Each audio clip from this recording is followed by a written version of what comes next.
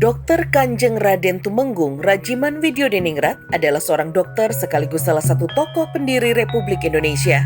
Organisasi Budi Utomo misalnya lahir atas prakarsanya. Pada tahun 1945, dirinya pula yang terpilih memimpin Badan Penyelidik Usaha-Usaha Persiapan Kemerdekaan Indonesia atau BPUPKI. Siapa sangka mengawali masa belajarnya hanya dengan mendengarkan pelajaran di bawah jendela kelas saat mengantarkan putra Dr. Wahidin Sudirohusodo ke sekolah, Rajiman kemudian diminta ikut masuk ke dalam kelas oleh seorang guru Belanda. Ia begitu giat belajar hingga akhirnya di usia 20 tahun gelar dokter telah disandangnya. 4 tahun kemudian giliran gelar Master of Art yang ia sabet.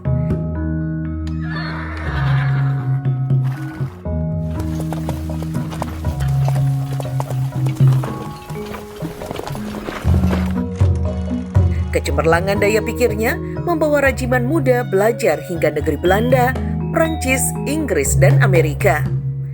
Ilmu yang ia dapatkan ia gunakan untuk memberantas wabah penyakit pes di Ngawi, tanah kelahirannya pada tahun 1934.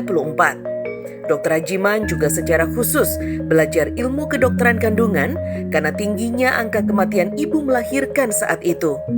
Ia tinggal di sebuah rumah sederhana di Desa Dirgo, Kecamatan Widodaren, Kabupaten Ngawi, Jawa Timur, dan melayani pengobatan rakyat dengan sepenuh hati.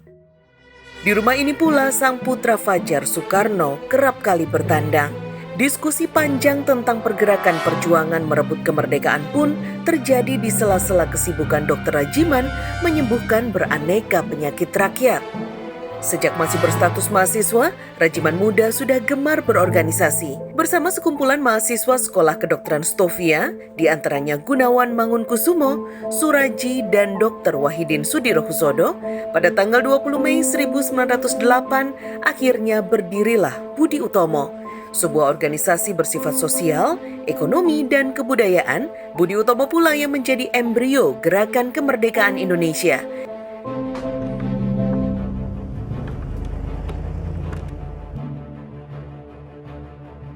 Tidak berhenti di situ saja, Dr. Rajiman terus terlibat aktif memperjuangkan kemerdekaan Indonesia. Bahkan, ia pula yang mengajukan pertanyaan, apa dasar negara Indonesia jika kelak merdeka? Pertanyaan ini diajukannya pada sidang BPUPKI tanggal 29 Mei 1945.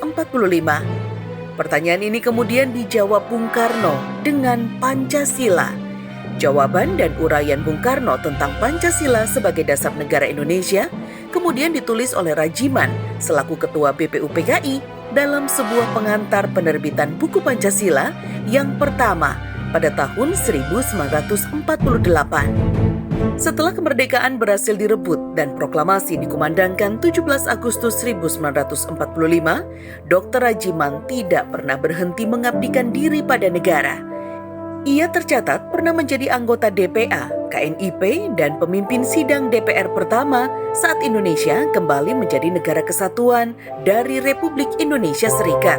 Setelah puluhan tahun mendharma baktikan hidupnya untuk Nusantara, pada tahun 1952, Dr. Rajiman beristirahat abadi.